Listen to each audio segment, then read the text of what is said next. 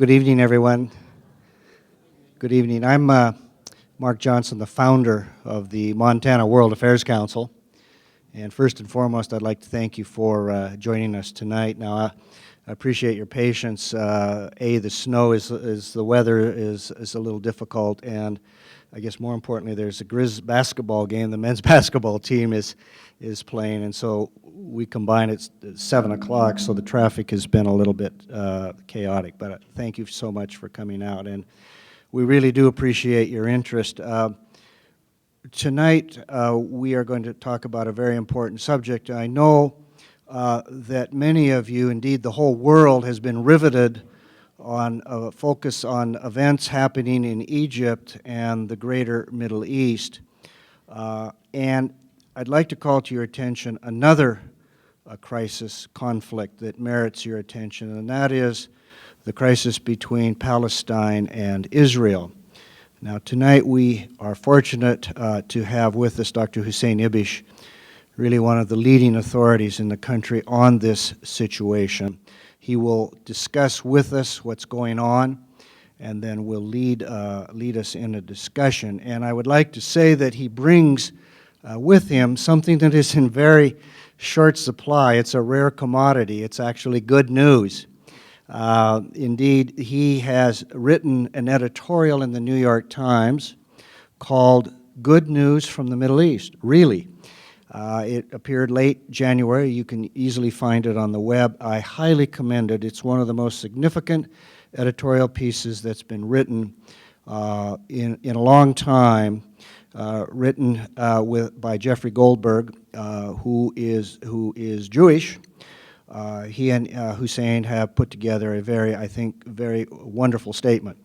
Our guest tonight is a senior official at the American Task Force for Palestine. That's a nonprofit organization in Washington. They serve to promote a negotiated settlement between Palestine and Israel, a two-state solution. They condemn all violence in the region, and they have done some wonderful work. And tonight, this is part of their effort to inform audiences like us.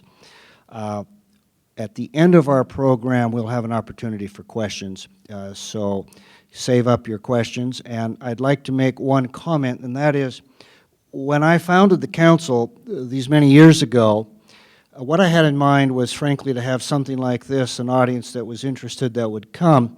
I also had in mind to create a forum where we could talk about difficult issues, controversial issues, in an open and honest manner. We are a nonpartisan organization. We don't take sides. But I like to think of it as we can have discussions here in Missoula that they appear unable or unwilling to have in Washington, D.C. So that's a tribute to our community. Many accolades that fall to Dr. Ibish. You will read about them in your program. Tonight he has achieved one major accomplishment that is yet conspicuously absent from his resume. He'd never been to Montana. This is his first visit. And despite all of his media appearances, he'd never spoken to a high school class. And today we fulfilled that, too, with a wonderful program at Hellgate High School. So please join me in giving him a Montana welcome, Dr. Hussein Ibish. Thank you. Oh. Thank you very much, ladies and gentlemen, for coming out. It's really a pleasure to be with you, and I have to say, you know, how impressed I've been with not only with the extraordinary natural beauty of this area, but with the people I've been speaking with, the high school students, the World Affairs Council folks, some other people I've met with, really impressively informed and engaged community here in Missoula, and I appreciate it very much. As the ambassador was saying, I am a senior fellow at the American Task Force on Palestine, and we were established in 2003 as a non-profit, non-partisan American NGO with a very clear mission: to advocate that a negotiated end-of-conflict agreement between Israel and the Palestinians that allows two states, Israel and Palestine, to live side by side in peace and security is in the American national interest. Now, we proceed from the focus on the American national interest and go from there. At the same time, We are largely a Palestinian American organization. Our board of directors is entirely made up of prominent Palestinian Americans, and we've tried to bring that perspective to bear as well. Now, I'd like to say that before I get into my main subject that I've been asked to talk about, which is the Palestinian state building program, a real plan for peace and a real plan to build a Palestinian state, which I think is underappreciated and undersupported at the moment. I'd just like to say that during the Q&A, you can ask me about anything you want. If you want to talk about the revolutions in Egypt and Tunisia, the unrest that's sweeping the Middle East right now, and Libya, Bahrain, Yemen especially, I think, and others, I'd be happy to engage in that. And I will touch a little bit on some of the ways in which developments in the occupied Palestinian territories, and particularly in the West Bank, but also Gaza, do dovetail with the regional events and the broader Arab political milieu. But if you want to talk about anything at all, please don't feel hidebound by my remarks. You can ask me anything you want to. Now, as I said, the task force is committed to advocating for a two-state solution because we think it's the only alternative to the other scenario that the forces that produce outcomes can produce. And just as a side note, I'd like to say that there are a lot of people running around with alternative ideas, alternative scenarios, like the people who promote a single democratic state for all the Israelis and Palestinians, or there are right-wing Israelis who cling to the notion of a Jordanian option where the Israelis will kind of trap the Egyptians into taking responsibility for Gaza again and fob off the bits of the West Bank, particularly the Palestinian population centers that Israel doesn't want on the Jordanians, and then do business with the governments in Amman and Cairo that they've been doing with for a long time, and never have to make a deal with the Palestinians. So there are various alternative, fanciful scenarios, but we needn't bother with them very much because the forces that produce outcomes in the real world, that is to say, the political, social, economic, and military forces that actually produce outcomes can't produce any of those outcomes. What they could produce is a two-state solution. It's plausible because it's in the interest of all parties. It's in the Israeli interest, it's in the American interest, the Arab interest, certainly in the Palestinian interest, and it's possible. But it's also very possible that the forces that produce outcomes could produce more of the same. We could have a continued occupation which will result in further eruptions of violent conflict without any doubt. I mean, there's no possibility of a lengthy, ongoing, calm, peaceful occupation. That's quite impossible. And we can see from the pattern that has established itself over the past 25 years, 30 years, where the violent clashes are going. They follow a very consistent pattern. The first uprising, the first intifada in 1987 began as a kind of a grassroots, nonviolent or symbolically violent protest that was spontaneous, it was led on the ground, etc. By the end of it, it was dominated by political parties, factional militias, etc., and was becoming militarized. The second uprising, and that was in the late 80s, the second intifada that began in the fall of 2000, became very militarized, very violent, particularly at first on the Israeli side, and then Palestinians began a campaign of suicide bombings, and both parties started to die in large numbers in the beginning of 2001. Again, something more militarized, more violent, more extreme, and more religiously fanatical than the first intifada. And I think you can throw in the Gaza war a couple of years ago, so-called Operation Cast Lead, which was, again, more violent, more militarized, and more religiously fanatical on both sides. So I think you can see quite clearly the pattern in which this is going. And I think it's quite clear that until now, this conflict has been an ethno-political conflict between two national groups in a limited area over land and power. But it's starting to morph into something very different, a religio-apocalyptic conflict over the will of God in holy places. A political conflict can be resolved through negotiations. A religious conflict becomes much more difficult to manage and much more difficult to resolve. So I think it's one of the great dangers here is not just fanciful scenarios, but also the idea that you could have some kind of conflict management, is that we could sort of take time out while the parties sort themselves out and prepare themselves for a peace agreement and come back to this in 10, 15, 20 years. We can't do that because this conflict is not a flat plateau. It's not even a downward spiral. It's a downward slope. And the reasons are, first of all, the nature of the occupation, which is exceptionally onerous on the people living under it, the 5 million Palestinians who are not citizens of the state that rules them, which is Israel, or any other state. It's an extraordinary circumstance to have millions of people living, and most of them are not refugees, they're living in their own towns and villages, in their own country, and they're not citizens of any country. They're not second-class citizens, they're not oppressed citizens, they're not citizens at all. That's an amazing thing in this world, when we're world defined by citizens of states, even if they're oppressed citizens or second-class citizens. This is quite a unique thing.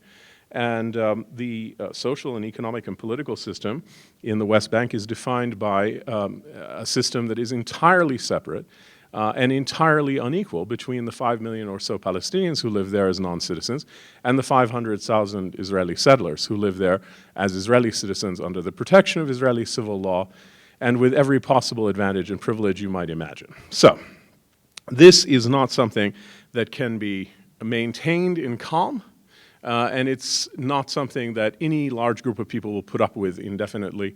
If they feel there's no way out, they will again explode in violence, and we've seen the Israeli response is always even more violent than the uprising. So, we've got an extremely dangerous situation. What is making the situation worse, of course, is that the government of Israel insists on digging the hole deeper by increasing the settlements, by bringing in more settlers and increasing the size of the settlements, which makes the border more difficult to draw and increases the size and the clout of that part of the Israeli constituency which doesn't want to make a territorial agreement and certainly also increases skepticism among Palestinians and the size and the clout of the Palestinian constituency that doesn't want to have an agreement either. So it just digs the hole deeper, and then you've got problems of incitement on both sides and many other problems. So this is not a manageable situation. This is a very, very serious problem. And I'd just like to take a second to point out why this is essential for the United States. I mean, we have spent an enormous amount of blood and treasure and effort and energy making ourselves the regional superpower in the Middle East, even though it's very far away from our country.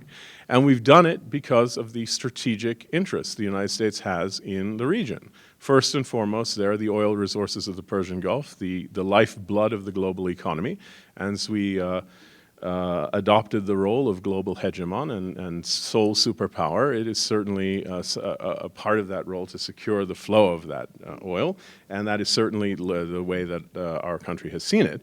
In addition, there's a strategic location of the Middle East, particularly the Southwest Asian part of the Middle East, which is absolutely at the center of the conjunction between Europe, Asia, and Africa. Its strategic location, especially maritime location, can't be overstated. It connects the Mediterranean Sea, the Red Sea, the Arabian Sea, the Persian Gulf, and the Indian Ocean. It all comes together there. And it couldn't be more strategically located. So from a military and maritime commercial shipping point of view, it's essential for a global power, especially a power that is in large part a maritime power, which our country is. There is also the special relationship with Israel based on a guarantee of Israel's security, which is a big part of the domestic political scene here, and that's another key interest, and others. I mean, one could go on and on. So there is a very strong interest in the Middle East, and I don't think anyone doubts that. What has been a struggle to establish, but I think that struggle is over, is the centrality of the Israeli-Palestinian conflict to the American interest in the Middle East. I think it was possible, for example, during the first year or two, or three, well, year or two of the George W. Bush administration, following on President Clinton's failed effort at the very end of his second term to secure an agreement at Camp David and at Taba, for Bush administration officials and others to look at this and conclude that this was a shepherd's war between 6 million Jews and 6 million Arab Muslims and Christians, and over a small piece of territory, and not that many people were being killed compared to big wars like, say, the one in the Congo, which no one cares about, but it's really been the biggest war for a long time, and it remains the biggest war. It just doesn't have the same strategic or symbolic value, or it's not invested in the same way for good or ill. And it was possible to sort of pretend that this wasn't a big deal. But what that misses, I think, in an incredibly stupid way, certainly in an ignorant way, is the amount of investment, emotional investment, political investment that people all over the world, especially in the region, have put into this conflict.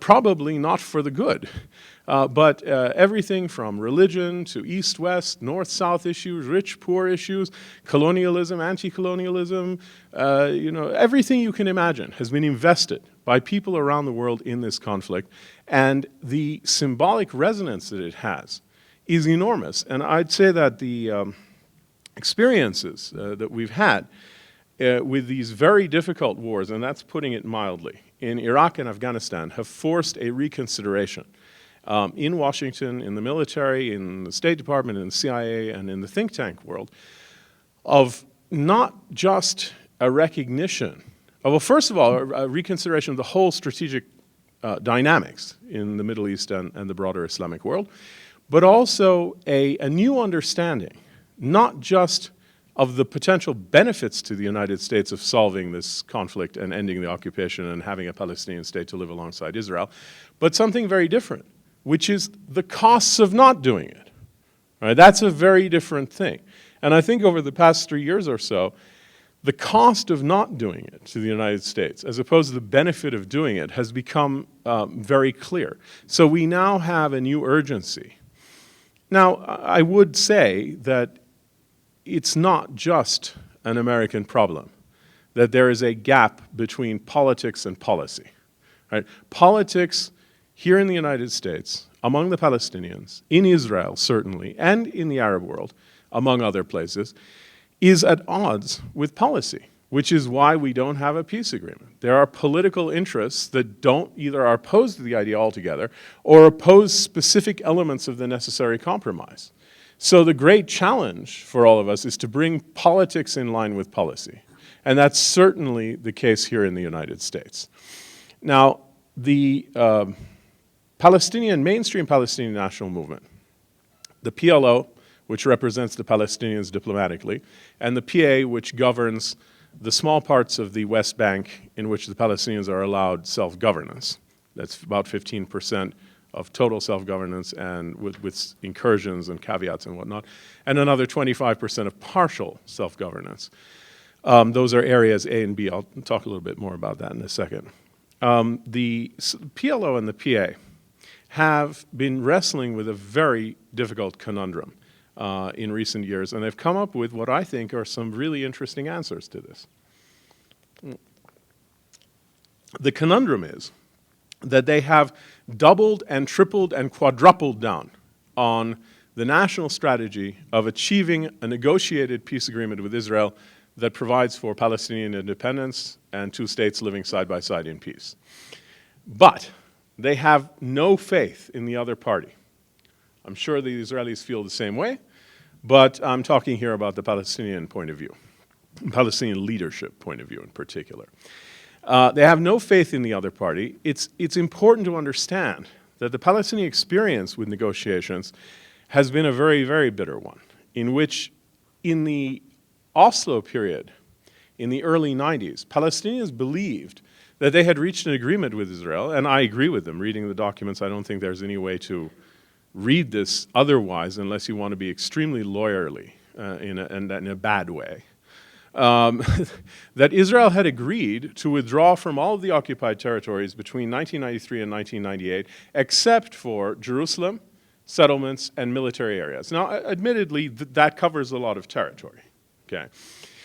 But what we ended up with were two things. First, the initial division between Area A, which is 15% of the occupied territories, which is slated for Palestinian civil and security control.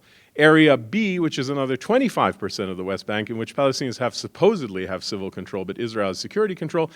And Area C, which is 60% of the West Bank, in which the Israelis have civil and military control. That was supposed to be a 5-year interim period, transitioning into a final agreement. And instead, that has become semi-permanent. That didn't end in '98 as it was supposed to. It still exists today. It defines the relationship at the moment. It is an agreement that is a total anachronism and doesn't serve any useful purpose except reminding Palestinians of how stuck they are in the first phase of a process that was supposed to lead to independence. The other thing that happened is that during that same period, between '93 and '98, the Israelis actually doubled the number of settlers in the occupied territories from 200,000 to 400,000. In other words, they made the problem twice as bad. The border twice as difficult to draw, the constituency opposing compromise twice as strong, and that has continued in the last 10 years, so that now you've got 500,000 settlers living among about 5 million Palestinian citizens, again, in conditions, as I say, that are separate and unequal. So the Palestinian cynicism about negotiations is not restricted to the public. It also is reflected in doubts among the leadership. But they are also absolutely committed to not going back to violence. They have concluded very strongly that violence is a dead end and counterproductive, and they don't want to do it.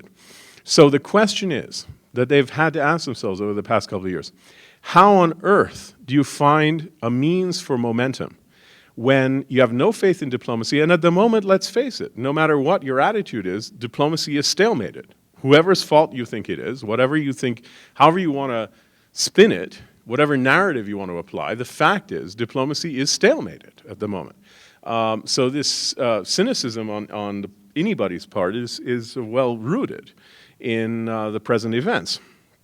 What they've come up with is 5 or 6 different tactics that complement negotiations, but that are mostly from the ground up. And they are designed to create alternative sources of momentum to keep the ball rolling towards 2 states, towards Palestinian independence, even if the parties are not able to come to an agreement at the moment, even if diplomacy is stalemated, etc. The first and most important of these is the Palestinian State and Institution Building Program that was initiated in August of 2009. So it's about 18 months old, about maybe 20 months old, in which the Palestinian Authority cabinet, led by Prime Minister Fayyad, said that it was going to build the institutional, economic, infrastructural, and organizational framework of a Palestinian state in spite of the occupation in order to end the occupation. In other words, they were just going to create the framework of the state without asking Israeli permission. And it was going to be unilateral. And that the main thing they were going to be asking of the Israelis, demanding of the Israelis, is literally get out of the way.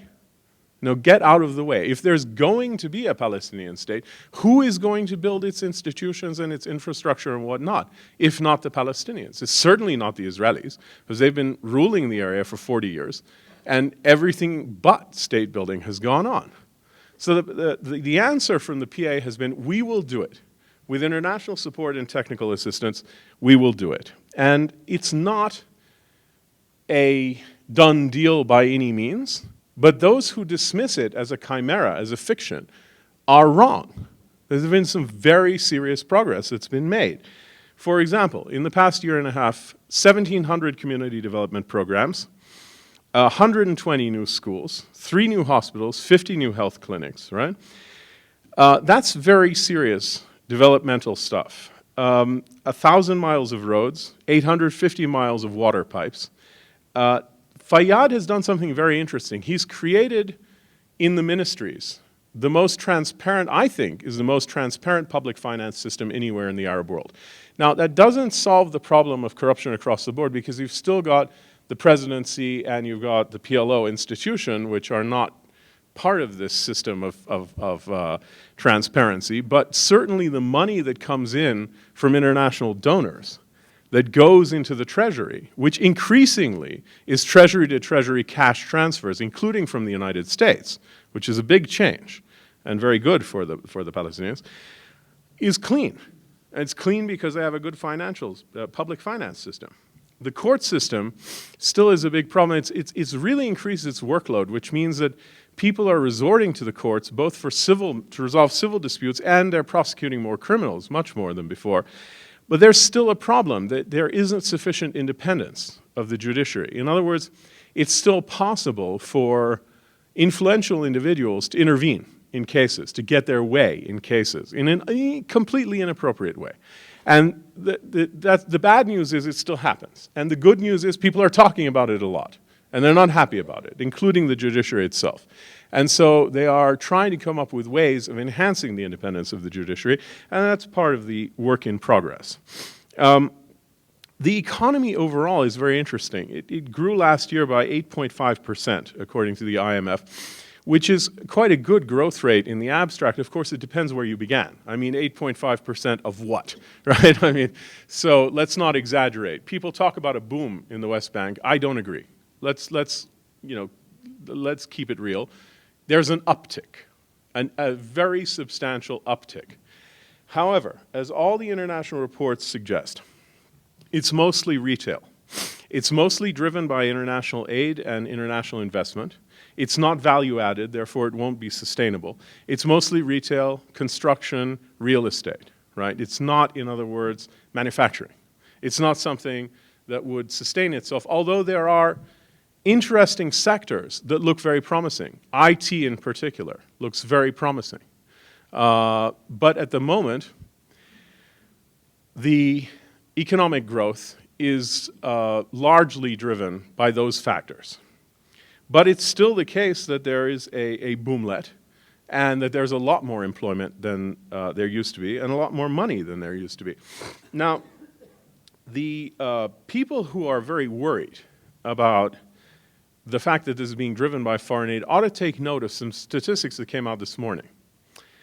The foreign aid portion of the Palestinian budget in 2008 was 1.8 billion. And in 2010, it was 1.1 billion. That's a very significant reduction. The Prime Minister has said that he wants to reduce this to 0 by 2013. I think that's obviously it's very ambitious and unlikely to be realized. But it's a huge decline. In the same period of time, there's been a major expansion of spending. So it's certainly going in the right direction. I mean, I think without any doubt. And I think that's a very impressive statistic, actually. Now, I won't bore you with the other economic indicators, but a lot of them are pretty good. Now, it's important to note that they've had a couple of investment conferences and things like that have been very impressive. Now, it's important to note that the sine qua non of all of this is something that's very controversial. But it needs to be addressed in a very clear manner. And that is the creation of the new Palestinian security services. The new leadership of the PLO and the PA, that is, say, since the death of President Arafat in 2005, inherited very questionable security arrangements in which you had between 12 and 17, depending on how you count them, separate security forces that were basically men with guns beholden to some guys. I mean, I hate to put it that way, but basically that's what it was. A few years ago, the United States and the Palestinians combined to ram through something the Israelis really didn't like at all, which was the creation, under the sort of leadership of General Dayton, of a new streamlined professional Palestinian security force, a police force, properly trained, independent, etc. And they've done extremely well. There are now several thousand of these people. And they have a good reputation among almost everyone I've talked to, except people who are, ideologically opposed to this stuff, which is another story. And I'll get to that in a minute. They have restored law and order to formerly lawless cities like Jenin and Nablus, and that has spurred investment. their security cooperation with Israel and the Israeli forces is very controversial. And it leaves them open to charges of collaboration. But I think that elides the fact that if the Israelis are going to withdraw checkpoints and roadblocks and whatnot, they really need some assurance that there's going to be a security force on the other side that's capable of maintaining order. And they have that now, so there has been a dismantling of some very significant roadblocks and checkpoints, especially around some of the major cities, which has increased access and mobility and has also allowed for economic increase in economic development. So now, critics of this program accuse the security forces of collaboration. And in a way that's true in the sense that there's security cooperation. But really there's no other way. And I think at heart, the people who make this charge are people who don't believe in Palestinian independence or just don't understand what's going to take as a practical matter to get the Israelis to move and replace it with something that actually functions rather than the Israelis refusing to move because there's nothing credible to take their place, or a Somalia on the West Bank, some kind of failed state with all kinds of people running around doing whatever they want. Neither of those is acceptable, in my view, from the point of view of the Palestinian national interest, and so it won't do. Now, there's a couple of other initiatives as well that are very interesting, but there's a whole angle to state building that resembles perestroika in the Soviet Union, that is kind of separating party from government. A few years ago, the PLO and Fatah and the PA were all, which is Fatah being the main party in the PLO, they were all synonymous. And that's not really true anymore. And it's not true because the prime minister is not a member of Fatah, and he has no role in the PLO, and he never has. And he's appointed to some positions a very considerable number of people who, similarly, are not Fatah people. And really, the system inherited from President Arafat was a quota system, where everybody gets a taste, so to speak. Everyone gets their piece. And it's very good for politics, and it's very good for unity, and it's very bad for governance, because people are getting their taste, and they're getting these jobs, not on the basis of what they can do. What Fayyad has been starting to do is appointing people on the basis of capability, technical expertise, merit, and idea, the basic idea that people should be in ministries if they can run them, rather than if it's their turn, or if they somehow should be given it because that's their taste.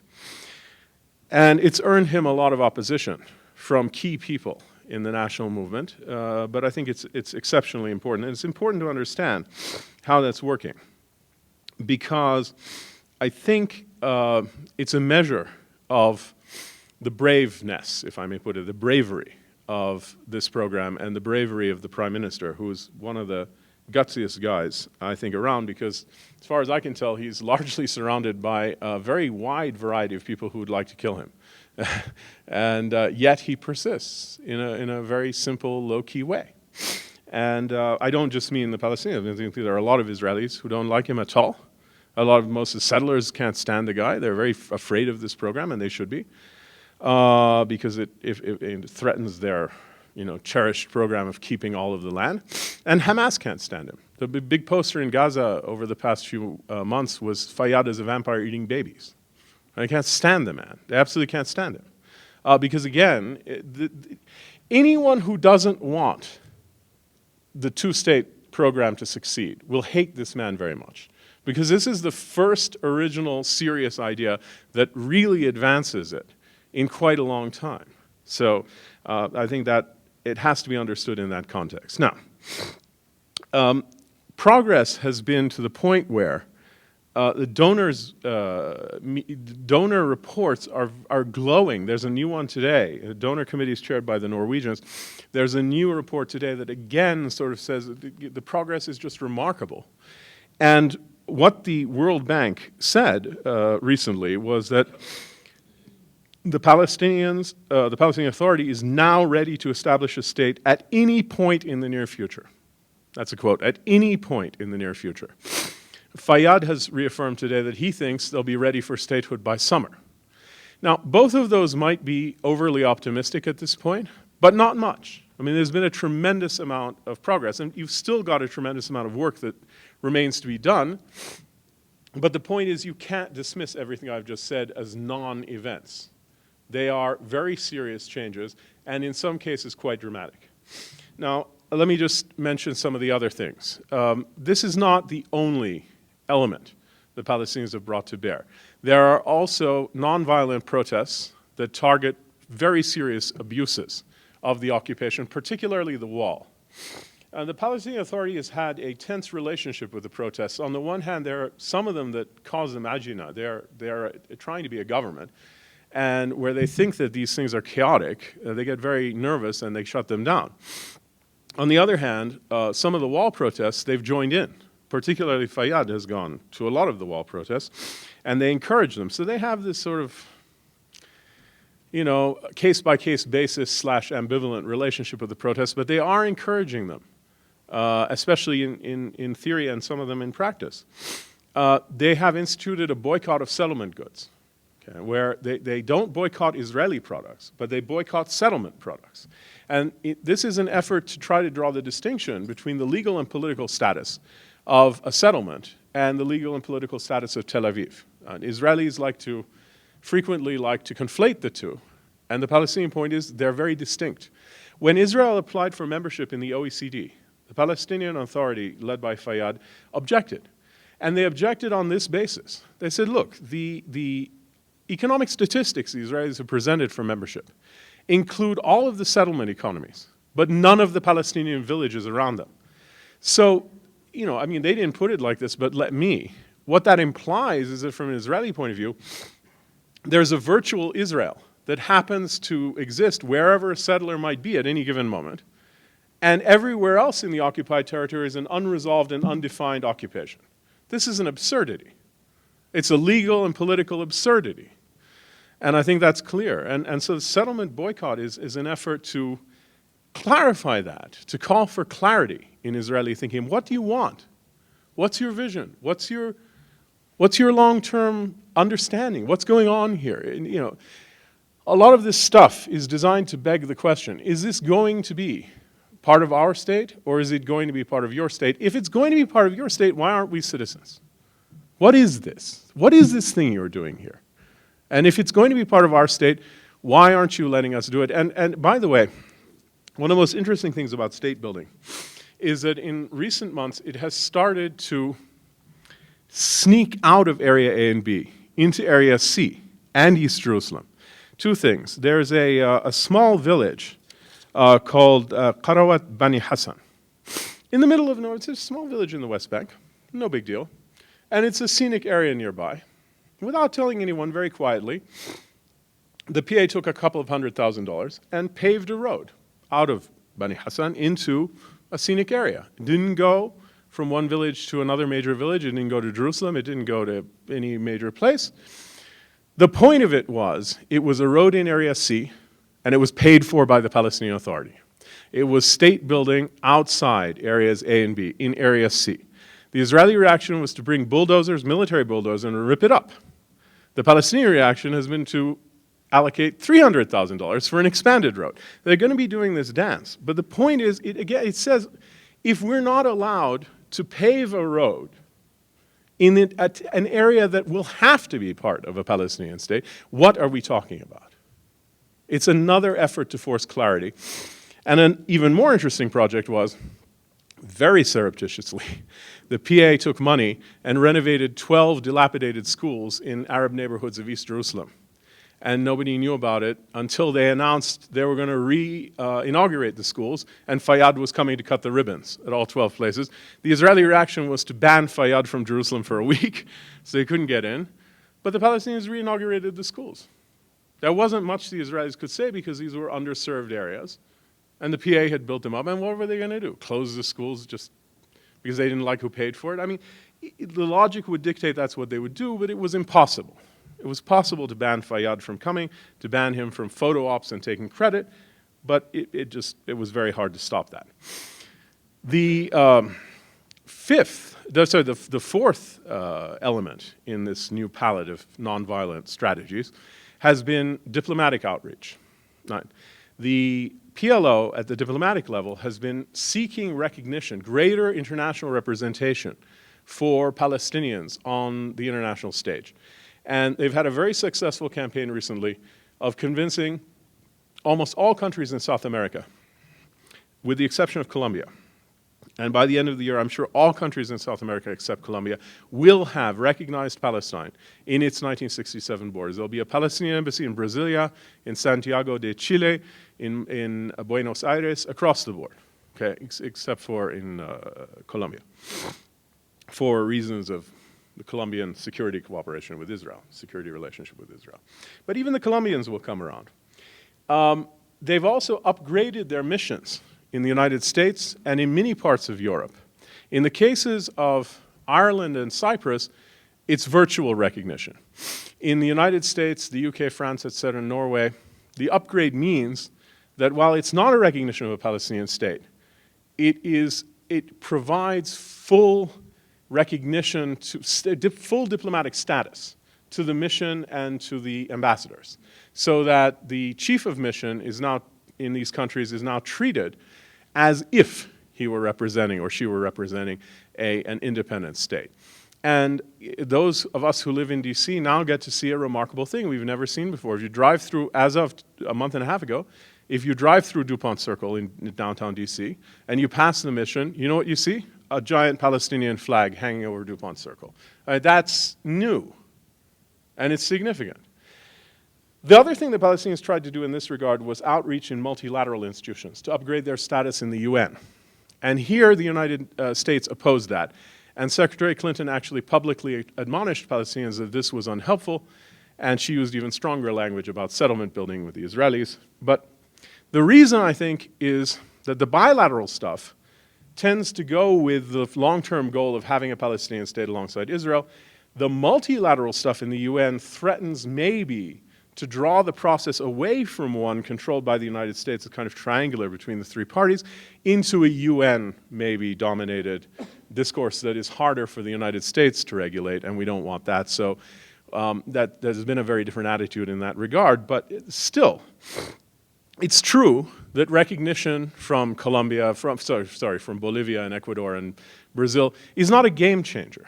It doesn't change the strategic landscape between Israel and the Palestinians.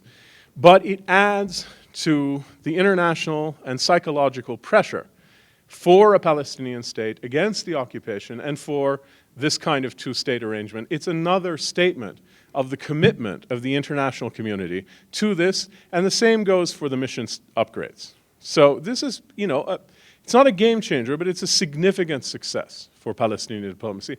And finally, there's a fifth element, which is just new.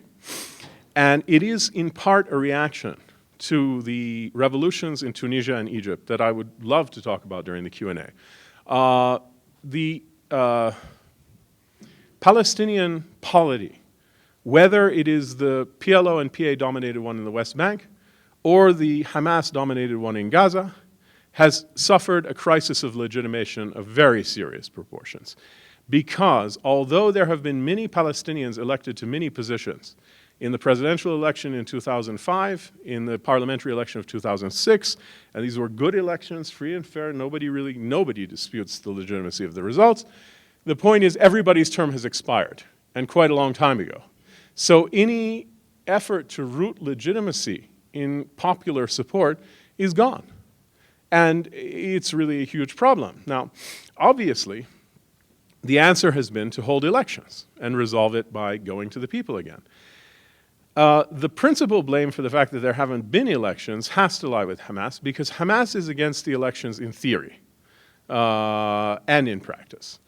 Their position is national reconciliation has to come first and elections can come second. It's quite a ridiculous position in my view, because the whole point of having elections is to determine on whose terms national reconciliation will take place. So it's a dodge. It's a logical dodge. It makes no sense at all. But Fatah has to bear significant blame also, because while Hamas rejected presidential and parliamentary elections in January of last year, and an Egyptian plan that would have allowed for them in July of last year, because they fear the results. They're right to fear the results. They're fortunes are not where they were in 2006. They've suffered a lot from the fact that they've been in charge of an area, and people have gotten a good chance to look at how they govern, the consequences of their policies, and the nature of their attitude, especially their social attitudes, their attitudes towards women, and the consequences of their policies, which are not great, haven't been great.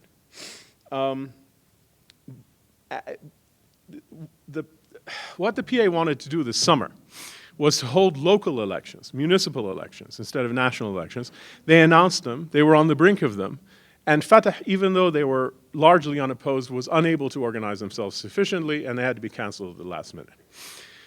So there's been a crisis. So even largely, or at least formally unopposed, they couldn't pull it off. So they bear a lot of blame as well. Now, the crisis in Egypt and Tunisia has focused the minds of many Arab leaderships, including the leadership in the West Bank. And what they've done is, well, they dissolved the cabinet, reappointed Fayyad, asked him to create a new cabinet. It's very interesting. We'll see who he appoints. It's going to be very interesting to see what happens to Fatah's representation. Is it increased, as some people think, or is it decreased in some interesting ways, as may be the case?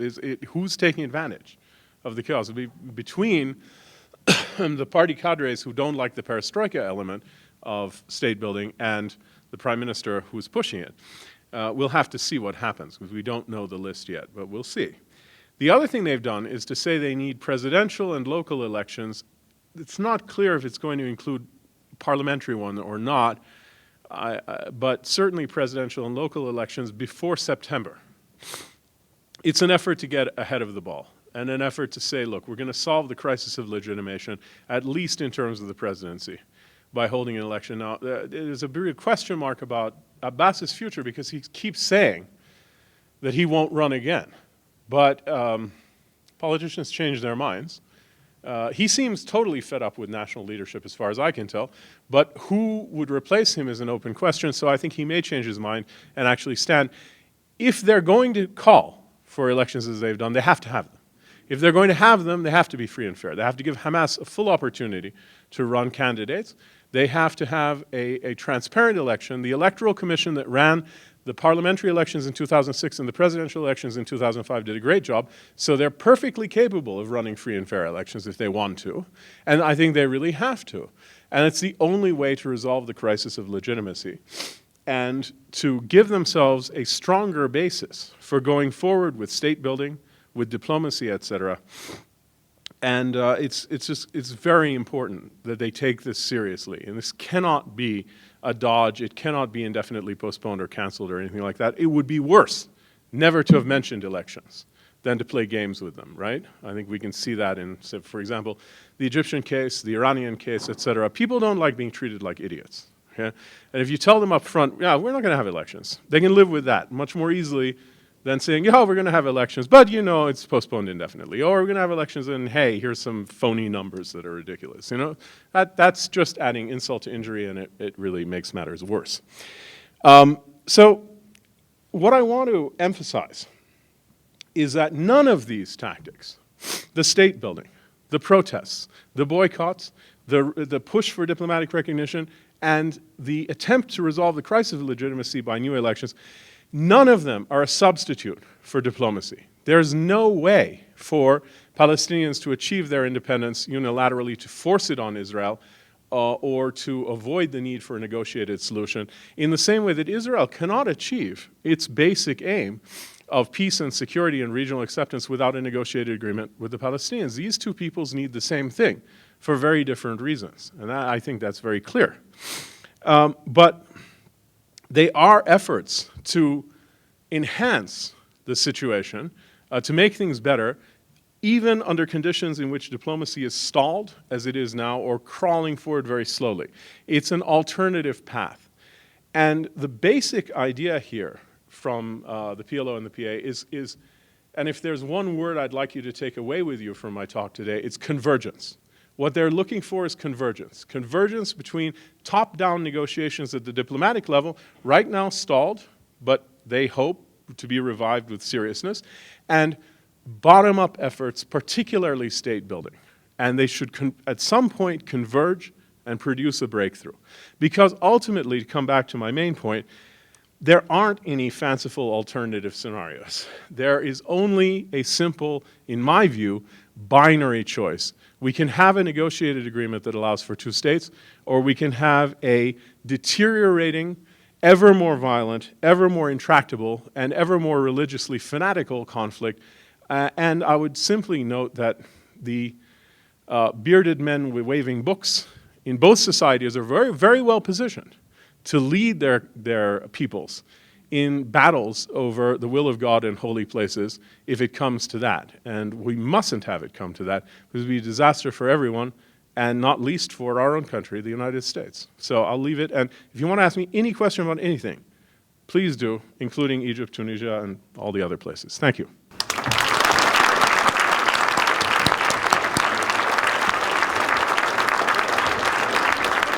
Well, thank you very much, Dr. Ibish. That was really masterful, and I think helped a lot of us get a better grasp of what's going on in this tragedy that's endured now into its 7th decade. We'll now open this up to questions. I was going to reserve the first question for a high school student, but if there are any left, the way we do questions here for the World Affairs Council is we do questions. If you have a comment, a statement, you're welcome to write a letter to the newspaper. Because I think there'll be a lot of interest, and we like to get as many of your questions in. So if there are any, I'll make one a high school student first. Are there any? Okay. Yeah. Formerly high school, all right. We'll go there, yeah. What effect do you think that the threatening events that happened with teenagers and the historical effects, the diplomacy that you're talking about, especially considering the fact that there's still currently Iranian and Israeli conflict? What event will the current events in places like Tunisia and Egypt have on these negotiations? Should we pass that back and forth, or should I Nope, no. We'll do it like that. Thank you. Yeah, sure. Well, I think, first of all, everything is on hold as long as the unrest persists, right? That's the first thing. I don't think either the Israelis or the Palestinians, first of all, the whole diplomacy was stuck before the unrest in Tunisia and the revolution in Egypt and whatnot.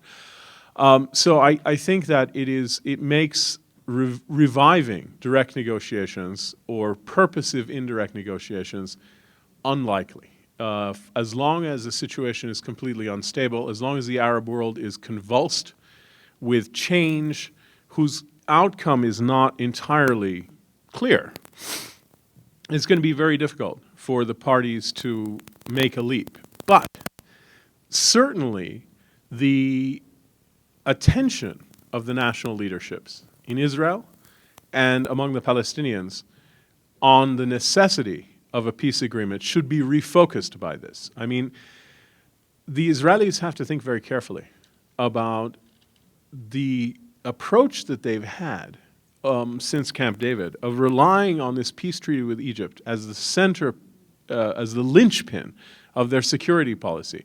Not that I think that there's any plausible Egyptian government that would actually abrogate the peace treaty. I don't think so. There's too many benefits. Even the Muslim brothers would think about it and then decide it's not a good idea. So I don't see that. And especially if the Egyptian army is still there, they're not going to allow it. However, the idea that this is sufficient to secure, to guarantee Israel's security into the foreseeable future is simply wrong. The idea that Israel can continue with any confidence in security as long as there's this unresolved occupation that infuriates the entire Arab world, that colors the whole Arab perspective on international relations is clearly wrong.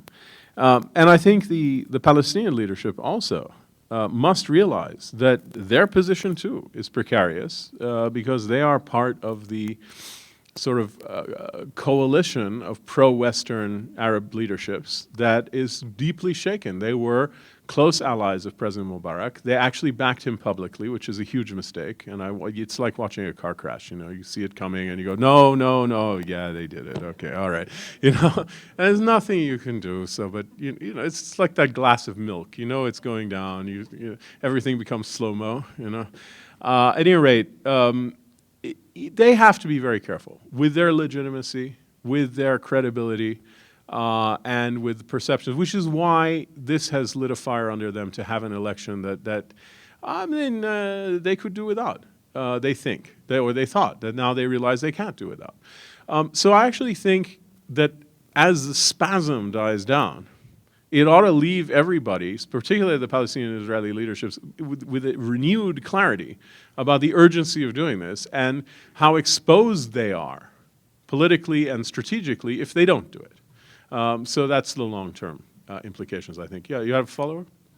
Yeah, I'm not trying to word this yet, but I guess in defense of what they had done, I know our own government actually struggled with what to do. Yes. And actually upset some Sudanese leaders because we didn't immediately back the people of Egypt. And further, there's still lots of issues between Israel and Iran. So I'm not sure how long will such diplomacy be on hold. Yeah, I'm not sure. Well, I'm not sure either how long diplomacy would be on hold. I think it depends on many, many factors, and not just factors in the Arab world, factors in Israel as well. You've got, after all, an Israeli cabinet that has no consensus at all about peace. You've got three separate camps, three separate governments in Israel on the question of peace. You've got a Barak-led wing, which believes that this is an urgent overriding necessity to end the occupation and have a peace agreement, and that they dismiss Iran's nuclear ambitions as a minor matter in comparison to the occupation. And of course, they're right. You've got the Lieberman-led wing, the Foreign Minister Lieberman and his cronies and friends and right-wing allies, who think that a peace agreement with the Palestinians is neither achievable nor necessary, and the whole thing is just a waste of time and a waste of breath, and it's just beside the point.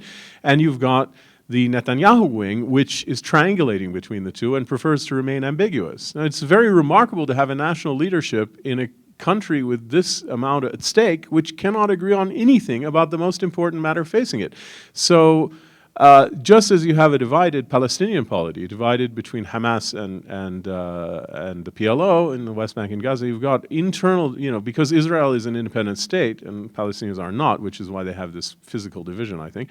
The Israeli leadership doesn't have a clear view on things, and it's remarkable that I think I can describe to you very well what the mainstream Palestinian leadership wants and how they think they can get there.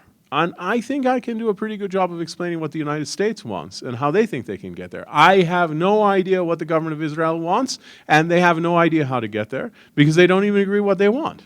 And that is a very big problem as well. So, there is a lot of things that need to be overcome. My point here today is that the diplomatic register is not promising at all. It wasn't promising before the unrest. The unrest doesn't make it more promising in the short run. Maybe in the long run it does because governments that are more legitimate have more stable, let's put it this way, peace agreements and arrangements can be made between governments, but they can only be sustained among people, right? So ultimately, more representative Arab governments would be better for stability, better for peace, et cetera, and no one should worry about this.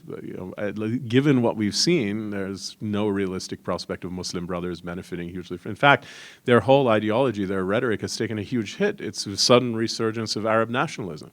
And Egyptian nationalism, Tunisian nationalism. There's no Islam huwa al-hal. I mean, Islam is the answer in sight. No one's talking that way. All the symbolism of these protests is very nationalistic. Something many people thought was dead in the Arab world just suddenly revived. And this is the language that got millions of people out in the street. Not anything Islamic, but something nationalistic. And so, you have to be not be terrified of boogeymen who are actually in full retreat at the moment ideologically. So what I'm trying to say is that we should look extremely carefully. In fact, more. We should support wholeheartedly, double and triple and quadruple our support and international support generally for this state-building effort because it fills the gap. It provides momentum, major, serious momentum, where there isn't any, and there isn't going to be any. Let's face it, in all honesty, there isn't going to be any momentum at the diplomatic register for a while. But there is this thing going on, this massive project that tends towards a two-state solution, that lays the groundwork for it. And it needs major support, and it's gotten some, but it needs much more than it's gotten. It needs financial support. It needs technical support. Twinning by American institutions, educational institutions, health institutions, financial institutions, other institutions that bringing expertise and quality to Palestinian institutions, first world standards of care, first world standards of education. This is essential. It's not just a role for governments. Institutions have a role to play. Civil society has a role to play here. And finally, it needs political protection. I mean, this business of the Israelis going in and ripping up an asphalted road just because it's in Area C and they think legally they have a right to do it because of an agreement that expired in 1998, this is not acceptable. And certainly not something the United States should put up with. So, the program needs to be funded and supported and protected, and it's where the action is right now. Like it or not, it's where the action is. There isn't any action anywhere else.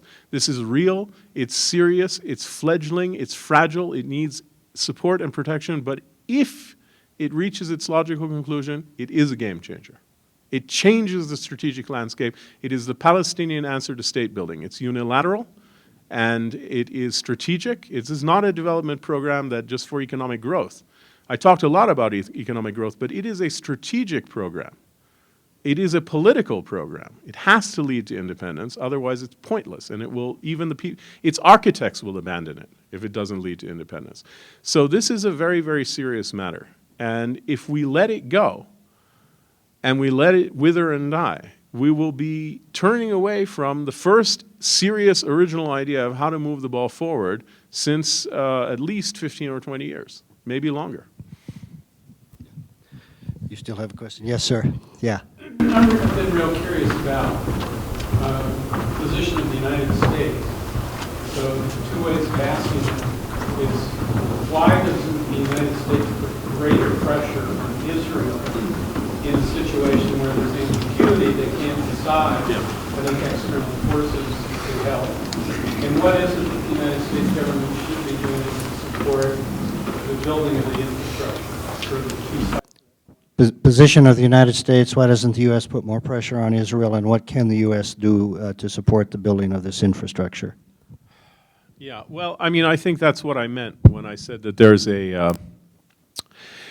a certain gap between politics and policy. That's exactly what I was talking about. I mean, we had, for example, a major push by the Obama administration to secure a settlement freeze, which is consistent with the roadmap of the quartet. It's consistent with longstanding U.S. policies, international law, et cetera. Everything in the abstract would lead you to think it was a very good idea. There are two problems with it. One is they weren't willing to put sufficient pressure to secure it. I don't know what would have been sufficient, but they didn't go there, number one. Number two, there's a real problem with pressuring Israel in the United States because of the domestic constituencies, and they are multifaceted, that urge uncritical support for Israel and resist pressure on Israel. And it's not just the mainstream of the Jewish community, it's also the evangelicals, it's a lot of liberal groups, neoconservative groups, labor groups. I mean, the constituency for not pressuring Israel and simply being supportive of Israel without, and putting no conditions on our special relationship with Israel, is very big. And on the other side, you don't have much, and there's certainly a big body of U.S. public opinion that wants to be more even-handed, but unlike those who are really committed to uncritical support of Israel, those who want to be more even-handed usually don't vote on the subject, usually don't give money on the subject. They're not as passionately committed as evangelicals or some Jewish Americans or others may be. So, it's rather lopsided. And frankly, we've got a system in our country where if, let's say, 1.8 or 1% of the population is very passionately committed to a certain kind of policy and votes and gives money on that issue, and there isn't anything much on the other side, statistically negligible, what have you, they would actually get their way. It doesn't take much. I mean 0.8% of the population unopposed that gives money and votes and is single-mindedly, single issue on this, on something like that. If there's nothing on the other side, they would get their way. And that's exactly what we have here. What the United States should do, more money, more support, more technical advice, and just embrace it as much as possible. We've done a lot, but there's tons more we can do, and across the board. Great. We'll go over to this side of the room now. Is there a question over here? Yes, sir. There seems to be historically a problem with prominent men of peace emerging from the ranks of Palestinians. What accounts for that? Seems to be historically a problem of men of peace emerging from the Palestinian ranks. Is an interesting concept, men of peace. Yeah, I mean, I'd agree with you. I don't think there are a lot of men of peace in the contemporary Middle East anywhere. I don't see any Israeli men of peace either, frankly. What I see is two national entities that have been engaged in a war. You certainly have peaceful people on both sides. The nonviolent protests are a manifestation of that. And you've had people who've preached nonviolence, like Mubarak Awad and others who've been, some influential, what have you. But, and certainly it would be hard not to extend that label to Abbas and Fayyad. Abbas campaigned for the presidency on a platform of never going back to armed struggle.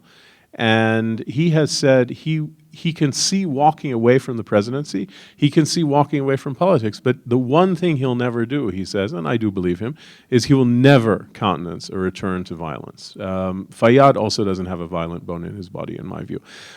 So I don't know if they qualify as men of peace exactly. I'm not sure what exactly you mean by that, but I would agree that these are two societies who have tended to look for military solutions or impose solutions to their political dispute, to their ethnic political dispute, and that this has been tragic. But I do not think if you are looking for clean hands, you will find them.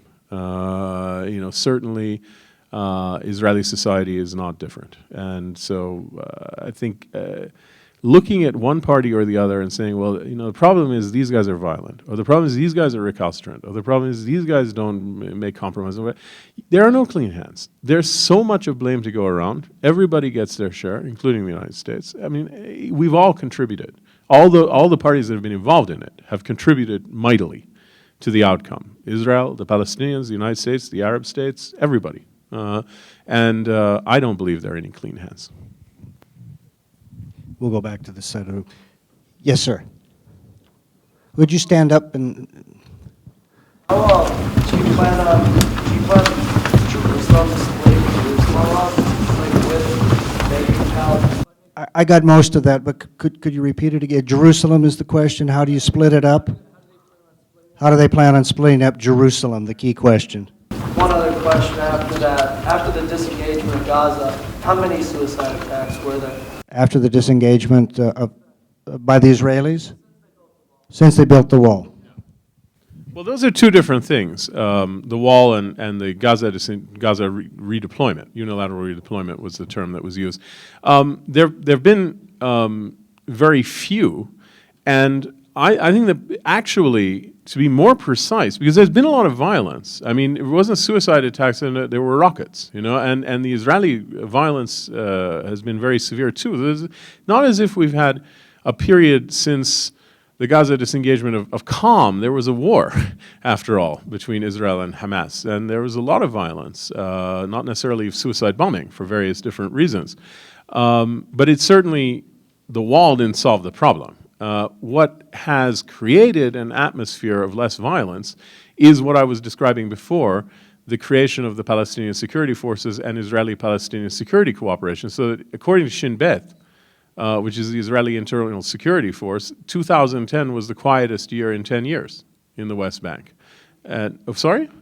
You don't believe the wall outside of Ramallah blocks most of these people coming in? No, I don't think it's much. No, I don't think the wall is much of a factor because there's still a lot of violence since the wall was constructed. What has changed is the security posture in the West Bank, the attitude of the Palestinian government, the ability of the Palestinian government to function, is their security cooperation with Israel. I mean, the Israeli military and internal establishment has no question about that. That is what has produced an unprecedented period of calm. Now, it won't go on indefinitely if there isn't an evolution towards independence. But I think it's extremely important to note that this is the big change, not the wall. Because, I mean, the wall was there, and you had the rockets, you had the Gaza war, you had quite a lot of violence, and suicide bombing is not the only form of Palestinian violence, and there's never been a period, ever, in this conflict in which significantly more Palestinians have not been killed by Israeli civilians, have not been killed by Israelis in the other way around. So there's a massive sort of security problem for Palestinians, not just the Israelis who have to worry about violence. Both parties here are very vulnerable to each other, and I think history shows that Palestinians are even more vulnerable to Israeli violence than Israelis are to Palestinian violence. So the answer is not unilateral measures. The problem with the Gaza redeployment is the same problem as the withdrawal from southern Lebanon.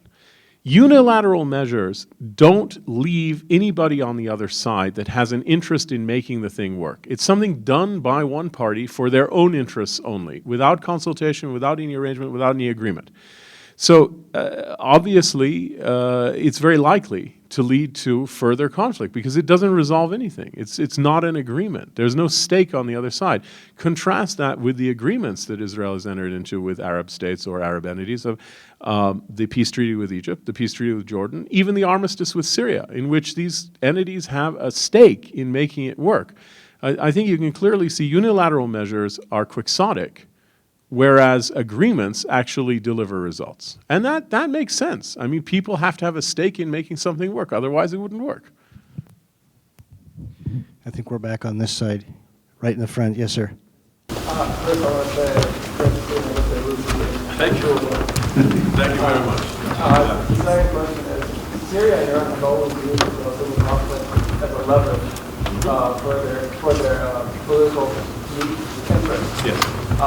They have been supporting Hamas with weapons in every way, shape, or form. They have definitely had an influence on all kind of Absolutely. on all kind of attempts for peace there.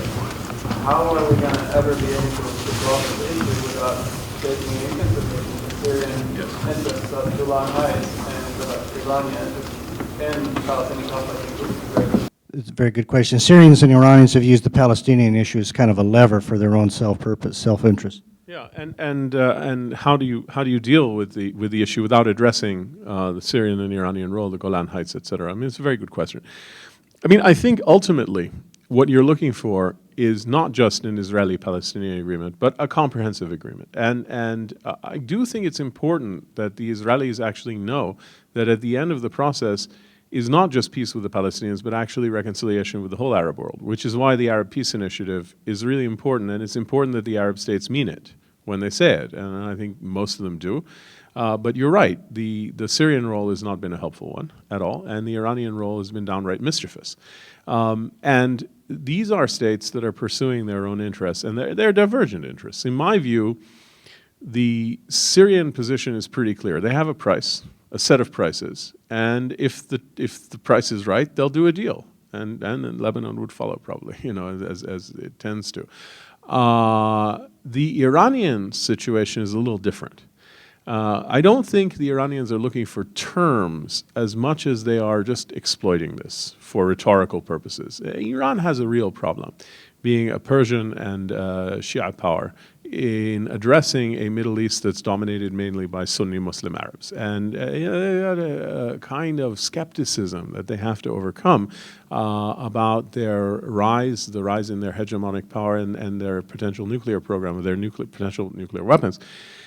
One of the key means that they've found to do that is to pose as the champions of Palestine, even though they've never fired a shot in anger against Israel. They give money, they do it all through proxies, but they don't actually have any interests, you know, that are divergent with the Israelis. They just have a rhetorical need to pose as the champions of Palestine, and gullible people fall for it.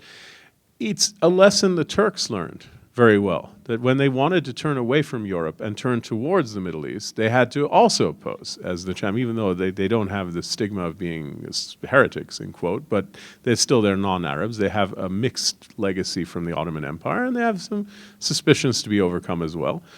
The flotilla was a very good means for Erdogan to pose as the champion of Palestine again. So, you know, pictures of Ahmadinejad and Nasrallah came down, Erdogan went up, and it's instant. This is the problem. As long as we leave this thing unresolved, it's instant legitimation, You don't actually have to do anything about it. You just have to talk about it.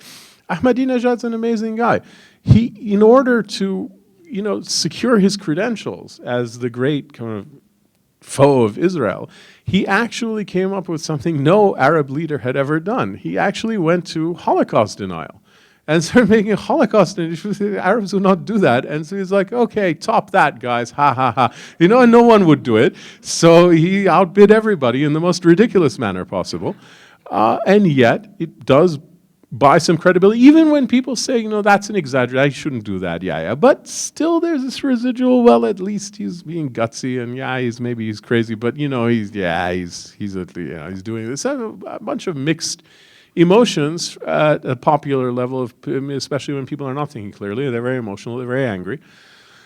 So I think, in the long run, either these parties have to be really seriously sidelined. And certainly Iran has emerged from all of the post-9/11 policies of the United States greatly strengthened by the removal of the Taliban in Afghanistan, their worst enemies, then even more greatly strengthened by the removal of Saddam Hussein, their most formidable ally, and the barrier between them and the Persian Gulf, and the generalized weakening of everybody else in the region, and the generalized strengthening of their position. It's something that ultimately has to be reversed. But I think in terms of the specifically resolving the Palestinian issue, the ability of Hamas to appeal beyond its base, its base is fairly small. It is not more than 18% of Palestinians, including in Gaza, that are really Islamists, in my view. And so the numbers always bear this out.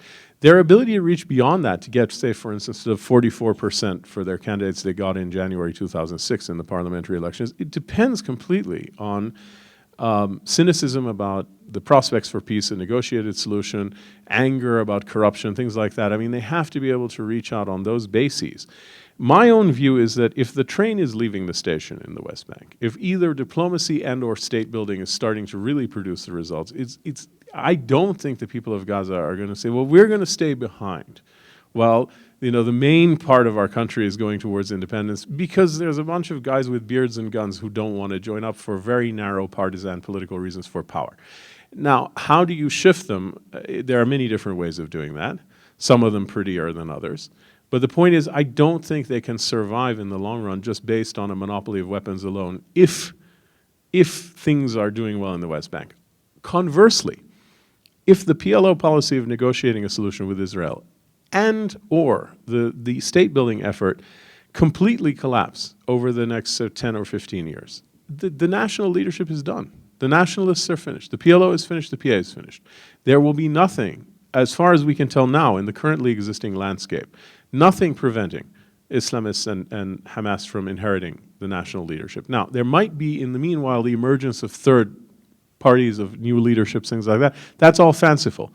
What exists now would produce that outcome under such circumstances, and that has to be avoided at all costs, and not for anybody else, but for the Palestinian movement as well.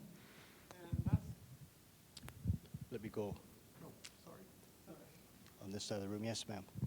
I was looking at your website, and on number 4, the 6 core principles you spoke of, you talked about a shared Jerusalem that would be open to all faiths and serving as the capital of 2 states. And I was wondering, this also included the full acceptance of Israel by all Arab states and normalized diplomatic and economic relations throughout the region. How will the new Palestinian government, half the size of New Jersey, accomplish this feat? I think you all heard that. Well, of course, it can't do it on its own, and it won't be doing it on its own. The first part about Jerusalem it's a recommendation. It's a principle we believe in. I mean, there are many ways of arriving at a circumstance in which Jerusalem is open and shared and serves as a capital of 2 states. There are many ways of skinning this cat. I think it is likely that you will have a divided sovereignty, but that is jointly administered in much of the city. And I think you're going to have some kind of special regime in the Holy Basin. Not just the Old City, actually a little bit beyond the Old City, the whole Holy Basin, which is location of the holy sites, it cannot be under the sovereignty of one or the other, in my view. It's got to be some kind of special regime, and I think serious people all understand this. And I think that is something that the parties are perfectly capable of working out. I mean, it's going to be a sui generis arrangement, but it's a sui generis place. It's a unique circumstance, and it requires a unique solution. I don't see it, once there's a political will, I don't see it as so difficult to accomplish. The other thing about the response of the Arab states to an Israeli-Palestinian agreement, it's not the job of the Palestinians to get the Arabs to live up to their word. The Arab states have stated quite clearly that when the occupation of Arab lands that began in '67 is resolved, that the Arab world will normalize relations with Israel. And I think that's a very important principle, and I think it needs to be stuck to, because I think in the end the Israelis do need to know that at the end of the path, at the end of the process, lies normalization with the whole region. It's a very important aspect of what's in it for them. No, it can't be just about ending the occupation. It has to be much broader. And I think that's in everybody's interest. Yes, sir. Yes. I want to tell you, you gave a terrific talk tonight. I think it's wonderful. It makes me wonder if over the decades, and you may disagree with me, if over the decades the Palestinians had had leaders like Fayyad or even the American Palestinian leaders today, if things might have been different. But I want to ask you two things. The first is that what critics say is that the Palestinian leadership is good, but that they can't deliver. Right. And that the reason they can't deliver, if Israel makes an agreement, in the end they'll do it, because even if people don't like it. Right. But that the Palestinians can't, and they're in a sense the victim of their own incitement that comes in the schools and in the mosques. And supposedly those WikiLeaks prove it, that they were saying one thing quietly, but they can't take it back to their public. That's one thing. And then the second thing is you haven't said a word tonight about the famous right of return. Right. I know there are some creative solutions around that supposedly will solve that, but realistically, could someone go back to the Palestinians with those realistic solutions when many of them feel they had a villa in Jaffa and want it back? Good questions. Yeah, Palestinians are good, but can they deliver? And on the question of the right of return, a very sensitive issue, how do you see that? I mean, I think they can deliver, and I think actually anyone who has a realistic prospect of delivering independence, real independence, and end to the occupation can deliver. Because that is what the majority of Palestinians, I mean, in every single poll, in every single survey, in every single experience that I've had, want. They want it desperately. They need it desperately. The people living under occupation, it's an emergency situation. It's not something that can be put off. It's not something where, I mean, these ideas that say, well, in 50 years' time, there are a lot of ideas that begin with in 50 years' time. This is invariably a diasporic discourse. This is not a discourse, and the only people who would indulge in that are people with deep religious convictions who are thinking metaphysically. But on the ground. But I mean, I think most of the people on the ground are as far as my experience goes, and everything I've seen and heard and know, are very keen on this. So I think they can deliver. In legally speaking, there's no doubt that the PLO is, as all the documents, Palestinian Arab International, say, the sole legitimate representative of the Palestinians diplomatically. And I think that if their policies begin to pay off, either diplomacy or state building, and moves quickly in the direction of independence, because both are paths and ultimately they need to converge, as I said, I don't think there's going to be a problem delivering most of the Palestinians. There is going to be a question mark over the minorities, both in Israeli society, like the settlers, who would kick up a hell of a fuss. But they're going to have to be dealt with by the Israeli government, and similarly, sort of maximalists among the Palestinians or extremists among the Palestinians would have to be dealt with by the emerging Palestinian state, by the majority, by the government. And I don't see any big impediment to that. I mean, to me, it's an excuse to say, can they deliver? Well, yeah, sure they can. And you could ask the same question of the Israeli government. I mean, you've got this very loud, vocal, sometimes violent settler minority, and can the Israeli government actually make an agreement? If they make an agreement, can they deliver? For example, I mean, Palestinians have experienced Israeli governments not delivering on agreements. The Oslo agreements were not delivered on. I told you they're stuck in their first phase. All that whole thing that was, the whole series of phases that were supposed to go on between 93 and 98 didn't happen. They were several renegotiations, and then the whole thing just fell apart. One of the reasons for this is the power asymmetry between Israel and the Palestinians is such that it's very difficult politically for Israeli leaders to actually follow through on painful concessions when the public can say to them, well, we don't really have to do this. This is a very awful thing. We don't want to do it. And you know what? We don't have to, so don't. You know, even if you have agreed to it.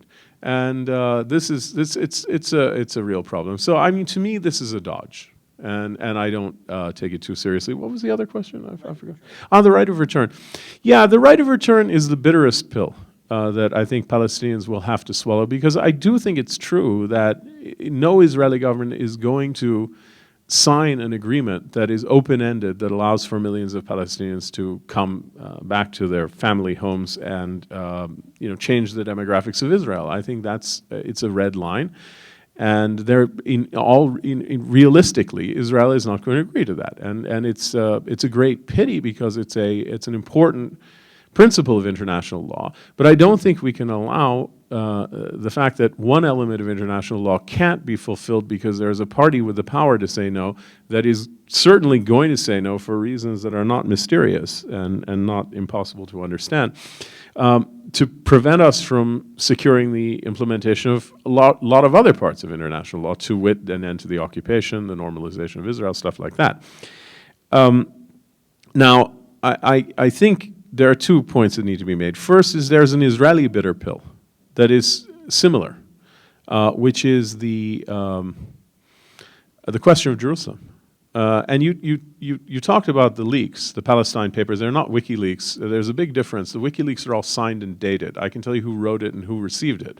The Palestine papers are just a bunch of words. I'm not questioning their authenticity. I'm just saying the specific veracity can't be identified. I don't know who wrote it. I don't know when they wrote it. I don't know who they wrote it for. I don't know what the hell these documents are. I think the big picture items in it are perfectly, they're perfectly right.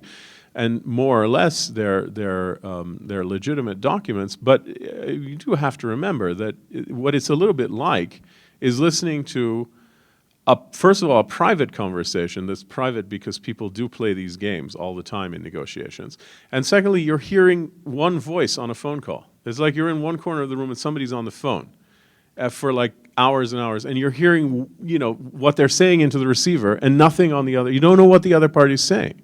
So it's a very strange experience, and I don't think you can tell particularly all that much about the nature of the conversation from just one side of it. The question of have people been prepared, I think the answer is no, and I do think, especially on the question of return, a lot of Palestinian politicians have not been very frank with their public about the limitations of what can be achieved through peaceful agreement, a negotiated agreement on that point. I think Israelis have been at least as bad on the question of Jerusalem. All the political narcotics they hand out to their people about the undivided eternal capital of the Jewish people, they know very well no Palestinian is going to sign off on an agreement that does not provide for the Palestinian capital to be in East Jerusalem. It's as simple as that. They're not going to agree to it, and it's a bottom line. So these are 2 painful compromises that both parties need to make. Now, on the question of the right of return, I don't think it can be secured in its pure form by any agreement for the reasons I cited. However, a 2-state agreement does provide very serious benefits to the refugees that they don't have now. To wit, a place where they can be rescued from, and so the Palestinian refugees in Lebanon need to be rescued. They don't need anything, they need to be rescued. They're in a very, very dire situation. It has in the past been a matter of life and death. It can become a matter of life and death again. And these people just cannot stay in that country in large numbers. I mean, they really need to have a haven, and this is a potential haven. They would have a government to represent them, and to provide passports for the first time, to represent them at the international stage. I think certainly there'll be an international compensation fund set up for them, which will be another benefit. And finally, I think it's very likely that just as there would be some kind of language that the Israelis would want, and is doable, not Netanyahu's weird, ridiculous stuff about the nation state of the Jewish people, which is just ridiculous. It's kind of meaningless. And what meaning it does have is unacceptable. But something about the Jewish right of self-determination in Israel is language that could be accommodated at the end of a negotiating agreement. I think similarly, there has to be an acknowledgement on the Israeli side of responsibility for the refugee crisis. I think the Palestinians basically are owed an apology. They deserve an apology, and they can have something like it. Again, that's not going to be the language that I would want. But it will be something, that is, now, this is a bundle of benefits that I've just talked about, which is certainly not the right of return, and it's not what I would want, and it's not what international law mandates, but really it's that or nothing, okay? I think we can secure that bundle of benefits I've just described. And I do not think we can, I'm sure we cannot secure the right of return in any available means under foreseeable future. What we can have that or we can have nothing. And to me, that bundle of benefits, which is not theoretically sufficient, is better than nothing.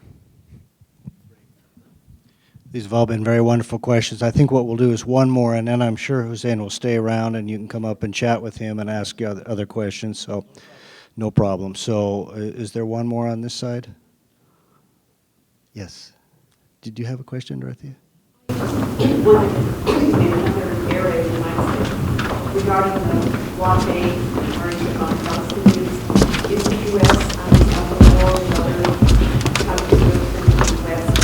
working actively on pursuing improvement in Gaza? This is the blockade on Gaza? Yeah, the blockade on Gaza is the U.S. working to alleviate some of this, along with others possibly. Definitely not enough, and I think it's a tremendous tragedy, and it's completely unacceptable. The siege of Gaza, the blockade of Gaza, which has been eased somewhat for goods coming out and some goods going in, but is not eased at all in terms of the movement of people, which is the most onerous part of it. It's really been indefensible, absolutely indefensible. I mean, the humanitarian crisis that resulted, that is somewhat alleviated but is still significant, is man-made, and it's unconscionable. It really is unconscionable, and the people of Gaza have been made to pay a price for a set of political realities that are not of their own making, frankly, and I think the idea of using pressure, humanitarian pressure, on ordinary people to try to get to Hamas, to try to get Hamas to adapt its policies or to surrender power or whatnot, is an morally indefensible tactic, and I think it's a politically stupid tactic. It has backfired. I believe that Hamas has benefited from the siege of Gaza, politically. I think it may have made them poorer, and maybe in some ways less able to function, but I think it has consolidated their control in Gaza. In fact, I'm sure of it. It has consolidated their control in Gaza. And one of the things that you'll note is societies under siege, under blockade, Cuba, North Korea, et cetera, don't experience regime change. As a consequence of that, what they experience is privation, poverty, people going to extremes, leaderships getting entrenched, and a winnowing away of any alternatives to the leadership, to the armed leadership. And that's exactly what's happened in Gaza. So I think Hamas rule there, which has at this point boils down only to sort of a monopoly of guns, is actually stronger than it was before, because precisely there is no interaction with the outside world. And there is no way of strengthening Gazan civil society. There is no way of strengthening any alternatives to Hamas, and it's been disastrous. Is the United States trying to do stuff? Well, a bit of humanitarian work, and some stuff through OCHA, some stuff through UNRWA, and some stuff through CHF and some of the other contractors that can kind of operate in Gaza, but it's not nearly sufficient. And I think what's really required ultimately is an enlightened policy that understands that what is necessary is to divide the interests of ordinary Gazans and ordinary Palestinians in Gaza from the political interests of Hamas. They've been conflated in a way that's completely unhealthy, and people have been left dependent on this organization in a way that's politically counterproductive. So I think it's a terrible policy and a terrible shame, and there's really no excuse for it.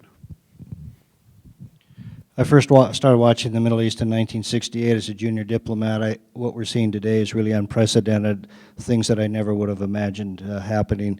Riots in Libya, for example, though it couldn't happen to a better guy, if I may say. That's a personal opinion.